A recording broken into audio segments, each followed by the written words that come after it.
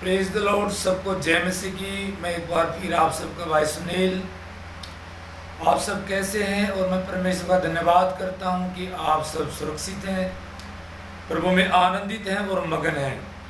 तो दोस्तों, एक बार फिर मैं परमेश्वर का वचन आप सबके सम्मुख लेकर के, और आज हम चर्चा करेंगे कि दोष मत लगाओ। यस दोस्तों, फ्रेंड्स, दोष लगाने की जो एक आदत है वो हम सभी के अंदर है। हम सभी अपने आप को सही दिखाते हैं पर दूसरों में कमियां निकालते हैं, अर्थात दोष लगाते हैं। तो आज हम इसी विषय पर चर्चा करेंगे कि दोष मत लगाओ कि तुम पर बिना लगाया जाए। हालेलुया। तो दोस्तों, वचन में जाने से पहले आप सभी मेरे साथ छोटी सी दुआ करेंगे। सर्वशक्तिमान परमेश्वर का धन्यवाद करते हैं प्रभु, सुंदर घड़ी और सुंदर समय के लिए। परमेश्वर मेरे पिता, मैं इस समय खुदा तेरे सम्मुख आता हूँ प्रभु, अपने भाई बहनों को लेकर के प्रभु जी, तेरे दास दासियों को लेकर के परमेश्वर, जो तेरे वचन को सुनते हैं उस पर चलते हैं प्रभु। मेरे पिता, जब अपने मुख को खोलते हैं खुदा, तो तेरा आत्मा हमारे अंदर होकर बात करे प्रभु जी। यह आत्मा शरीर प्राण तेरे कब्जे में रहे परमेश्वर। बोलने वाला मैं नहीं, वरन तेरा आत्मा मेरे अंदर होकर बातें करे प्रभु जी। आज का वचन हम सब के लिए एक बहुत बड़ी आशीष का कारण ठहरे खुदा। धन्यवाद करते हैं सर्वशक्तिमान परमेश्वर कि तूने सुंदर समय दिया कि हम तेरे वचन को शेयर कर सकें और बांट सके पिता। सारी प्रार्थना विनती उद्धार करता प्रभु यीशु मसीह के नाम में मांगते हैं, आमीन आमीन और आमीन। तो दोस्तों, आइए हम आज परमेश्वर के वचन से सीखेंगे और सिखाएंगे कि दोष मत लगाओ कि तुम पर भी ना लगा जाए। मत्ती की पुस्तक न्यू टेस्टमेनी अध्याय 7 और उसका पहला ही वचन, दोष मत लगाओ कि तुम पर भी दोष न लगाया जाए, क्योंकि जिस प्रकार तुम दोष लगाते हो उसी प्रकार तुम पर भी दोष लगाया जाएगा, और जिस नाप से तुम नापते हो उसी नाप से तुम्हारे लिए भी नापा जाएगा। सच में दोस्तों, जब हम किसी पर दोष लगाते हैं, हालेलुया, एग्जाम्पल के तौर पर जैसे हम उंगली उठाते हैं दूसरे की तरफ, तो दोस्तों ये देखो, हमारी जो हाथ की जो उंगलियां हैं, अगर हम एक उंगली उठाते हैं तो 3 उंगलियां, ये देखो 3 उंगलियां हमारी और हैं। अर्थात अगर हम किसी एक पर दोष लगाएंगे तो हमारे ऊपर 3 गुना दोष लगेगा, यानी कि 3 बंदे हमारी तरफ दोष लगाएंगे। हालेलुया। कहने का मतलब ये है कि जब हम दोष लगाते हैं तो आप ये ना देखें कि मैं ही दोष लगा सकता हूं, आप पर उसको 3 गुना दोष लगाने वाले तैयार हैं। हालेलुया। वचन से देखेंगे, क्योंकि लिखा है कि जिस नाप से तुम नापते हो उसी नाप से तुम्हारे लिए भी नापा जाएगा। ये दोस्तों सच है कि जिस तरह हम दूसरों पर दोष लगाते हैं कि ये बहन ऐसी है, भाई ऐसा है, ये ऐसे पाप करता है, ये इसके अंदर ये बुराई है, वो बुराई है, हम 36 प्रकार की कमियां दूसरों में निकालते हैं।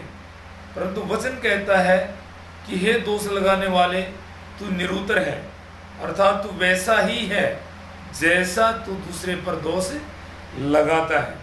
हालेलुया। हम मरकुस अध्याय 4:24 में चलते हैं तो वहां पर लिखा है, मरकुस की पुस्तक अध्याय 4 उसका 24 वचन, फिर उसने कहा, चौकस रहो कि क्या सुनते हो, जिस नाप से तुम नापते हो उसी से तुम्हारे लिए भी नापा जाएगा और तुमको अधिक दिया जाएगा। हालेलुया। यस दोस्तों, हालेलुया। जिस नाप से, परमेश्वर किसी का कर्जदार नहीं है, जिस नाप से हम दूसरों के लिए नापते हैं, सोचते हैं, हालेलुया, परमेश्वर उसी तरह हमारे लिए भी करते हैं, हालेलुया। अगर हम अच्छा सोचते हैं तो परमेश्वर हमारे लिए अच्छा सोचते हैं, अगर हम बुरा सोचते हैं तो हमारे लिए परमेश्वर भी, हालेलुया, उसके वैसा ही हमें फल देते हैं जैसा हम सोचते हैं या करते हैं। क्योंकि यहाँ पर लिखा है और तुमको अधिक दिया जाएगा, हालेलुया।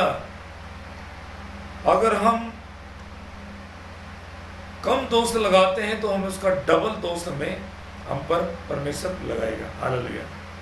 और परमेश्वर न्याय है दोस्तों, वो पापी को दंड अवश्य देगा, हालेलुया। और लूका की पुस्तक में लिखा है अध्याय 6 और उसका 38 वचन में इस प्रकार से लिखा है।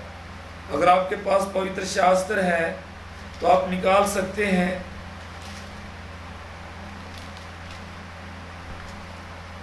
पेज नंबर 92 और 6 उसका 38 वचन, दिया करो तो तुम्हें भी दिया जाएगा, लोग पूरा नाप दबा दबा कर और हिला हिला कर और उभरता हुआ तुम्हारी गोद में डालेंगे, क्योंकि जिस नाप से तुम नापते हो उसी से तुम्हारे लिए भी नापा जाएगा, हालेलुया।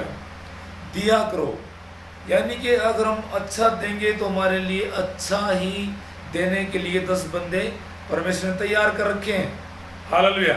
अगर हम बुरा करते हैं तो हमारे लिए भी बुराई करने के लिए 10 बंदे परमेश्वर ने तैयार कर रखे हैं। यानी कि जैसा हम करेंगे वैसा ही हमारे साथ भी होगा, हालेलुया। दिया करो तो तुम्हें भी दिया जाएगा, हालेलुया। इसलिए अच्छा दो, अच्छा बांटो, अच्छा शेयर करो, ताकि परमेश्वर भी हमारे लिए अच्छा करे। तो दोस्तों ये दोष लगाने वाली जो रीति है, ये जब मनुष्य जाति में पाप आया उसी समय से, हालेलुया, ये लागू हो गई थी। हम सभी जानते हैं कि जब मनुष्य जाति में पाप आया और आदम और हवा के परमेश्वर की आज्ञा तोड़ने से जो पाप उनके जीवन में आया, ये दोष लगाने की प्रक्रिया वहीं से शुरू हुई, हालेलुया। पहले परमेश्वर ने आदम और हवा को अदन की वाटिका में रखा और वहाँ परमेश्वर ने उनको एक आज्ञा दी कि इस अदन की वाटिका के तुम सारे वृक्ष से खा सकते हो, परंतु जो उसके बीच में भले और बुराई के ज्ञान का जो पेड़ लगाया है उसको ना तो छूना और ना खाना। यदि तुम उसको छूओगे और खाओगे तो तुम अवश्य मर जाओगे, हालेलुया। बट क्या हुआ कि शैतान ने उनको भरमाया, हालेलुया। शैतान ने उनको लुभाया हवा को, देखो ये फल कितना अच्छा है और देखने में कितनी सुंदर है, इसको तुम खाओगे तो परमेश्वर के तुल्य उसके समान हो जाओगे, हालेलुया, और तुम निश्चित ना मरोगे। हम देखते हैं उत्पत्ति अध्याय 3 और उसका 10 वचन से हम देखते हैं दोस्तों, यहाँ पर क्या लिखा है। लिखा है, उसने कहा मैं तेरा शब्द बारी में सुनकर डर गया, क्योंकि मैं नंगा था इसलिए छिप गया। उसने कहा, किसने तुझे बताया कि तू नंगा है? जिस वृक्ष का फल खाने को मैंने तुझे मना किया था, क्या तूने उसका फल खाया? आदम ने कहा, जिस स्त्री को तूने मेरे संग रहने को दिया उसी ने उस वृक्ष का फल मुझे दिया और मैंने खाया। तब यहोवा परमेश्वर ने स्त्री से कहा, तूने यह क्या किया? स्त्री ने कहा, सर्प ने मुझे बहका दिया, तब मैंने खाया। तब यहोवा परमेश्वर ने सर्प से कहा, तूने जो यह किया इसलिए तू सब घरेलू पशुओं और सब बैनेल पशुओं से अधिक शापित है। तू पेट के बल चला करेगा और जीवन भर मिट्टी चाटता रहेगा।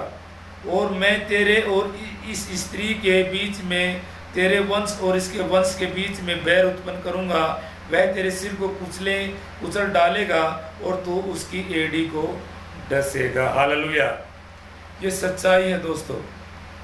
दोष लगाने की प्रक्रिया तभी से शुरू हुई जब आदम ने और हवा ने परमेश्वर की आज्ञा का उल्लंघन किया और पाप उनके जीवन में आया। हालेलुया, ये दोष लगाने की शुरुआत वहीं से शुरू हुई। हालेलुया, जब अदन की वाटिका में आदम और हवा को परमेश्वर ने रखा और जब उन्होंने परमेश्वर की आज्ञा का उल्लंघन किया और जिस फल को खाने को परमेश्वर ने मना किया था उसी फल को उन दोनों ने खाया। हालेलुया, उनके जीवन में पाप आया और आदम से कहा परमेश्वर ने कि आदम तूने यह क्या किया। आदम ने उस स्त्री पर दोष लगा दिया कि हे परमेश्वर, जिस स्त्री को आपने मेरे लिए बनाया उसी ने मुझे खिलाया। स्त्री से पूछा परमेश्वर ने कि स्त्री तूने ये क्या कहा। स्त्री ने कहा हे पिता, मुझे इस सर्प ने बहका दिया, भरमा दिया। हालेलुया, और मैंने खाया और अपने पति को खिलाया। हालेलुया, इसी प्रकार सर्प को भी परमेश्वर ने दंड दिया, श्राप दिया, स्त्री को भी श्राप दिया और पुरुष को भी श्राप दिया। हालेलुया, आप सभी जानते हैं कि वो क्या क्या श्राप दिए गए। हालेलुया, तो कहने का मतलब ये है दोस्तों, ये जो दोष लगाने वाली जो प्रक्रिया है यहीं से शुरू हुई और यहीं से जन्म लिया। जो आज भी इस टाइम पर भी इस समय में भी जो दोष लगाए जाते हैं, हालेलुया, वो इसी प्रकार जैसे पहले लगाए गए वैसे ही लगाए जाते हैं। लेकिन वचन के अनुसार जो चलता है वो क्या है, आज़ाद हो जाता है और परमेश्वर उसको बहुतायत से आशीष देता है। इस दोष लगाने वाले पाप से, इस महामारी पाप से परमेश्वर उसको छुड़ा देता है। हालेलुया, तो दोस्तों नीति वचन हम देखते हैं अध्याय 28 का 18, मेरे साथ निकालें, 28 का 13 वचन देखते हैं। नीति वचन में लिखा है कि जो अपने अपराध छिपा रखता है उसका कार्य सफल नहीं होता, परंतु जो उनको मान लेता है और छोड़ भी देता है उस पर दया की जाएगी। हालेलुया, ये दोष लगाना भी एक अपराध है दोस्तों। फ्रेंड्स, ये दोष लगाना भी एक अपराध है, एक पाप है। और वचन में लिखा है कि जो अपने अपराध छिपा रखता है उसका कार्य कभी सफल नहीं होता। दोस्तों, हम अपने आप को सही दिखाते हैं परंतु दूसरों में बहुत सारी कमियां निकालते हैं, दूसरों पर दोष लगाते हैं। तो दोस्तों ध्यान रखें, अगर आप ऐसा करते हैं या मैं ऐसा करता हूं तो हमारा काम कभी सफल नहीं होगा, क्योंकि परमेश्वर का वचन सत्य है, वो सामर्थ्य है और वो अनुग्रहकारी है। हालेलुया, परमेश्वर का वचन आज कल और युगानुग एक जैसा है। वो पहले भी काम करता था, आज भी काम करता और हमेशा काम करता रहेगा। हालेलुया, लेकिन आगे लिखा है परंतु जो उसको मान लेता है और छोड़ भी देता उस पर दया की जाएगी। यानी कि जो अपने अपराध को मान लेता है और उसको छोड़ देता है, जो दोष लगाने की जो आदत को मान लेता है, अपने पाप को मान लेता है और उसको छोड़ भी देता है, परमेश्वर का वचन कहता है उस पर दया की जाएगी। दोस्तों हालेलुया, हालेलुया, हालेलुया। सच में दोस्तों, ये दोष लगाने वाली प्रक्रिया जो है ये एक महामारी है, ये एक पाप है, इससे हमें बचना है। क्योंकि जब हम दोष लगाते हैं तो हम भी हमारे ऊपर भी हालेलुया डबल दोष लगाया जाता है, उसका 4 गुना दोष लगाया जाता है, 10 गुना दोष लगाया जाता है, परमेश्वर हमारे विरोध में हो जाता है। हालेलुया। हम रोमियो की पुस्तक में पढ़ते हैं तो दोस्तों वहां पर क्या लिखा है, रोमियो की पुस्तक अध्याय 14 और उसका 3 और 4 वचन। खाने वाला न खाने वालों को तुच्छ जाने और न खाने वाला खाने वालों पर दोष लगाए, क्योंकि परमेश्वर ने उसे ग्रहण किया है। हालेलुया। आज हम छोटी छोटी बातों पर दोष लगाते हैं, किसी को खाते हुए देखकर उस पर भी दोष लगाते हैं। तो परमेश्वर ने कहा कि खाने वाले पर दोष न लगाए, क्योंकि परमेश्वर ने उसे ग्रहण किया है। तू कौन है जो दूसरे के से ऊपर दोष लगाता है?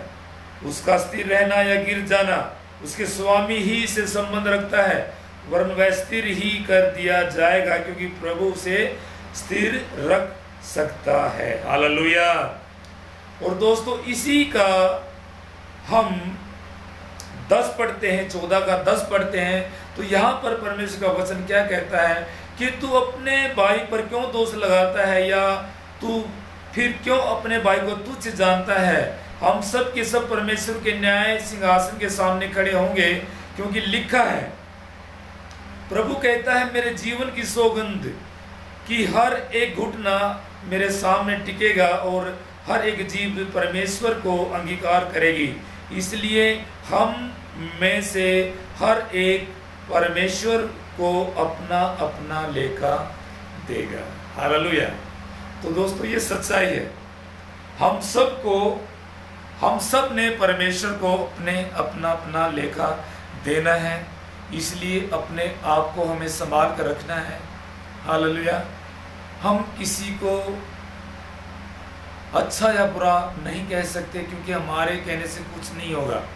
हम किसी पर दोष नहीं लगा सकते, क्योंकि हमारे दोष लगाने से वो दोषी नहीं ठहरेगा।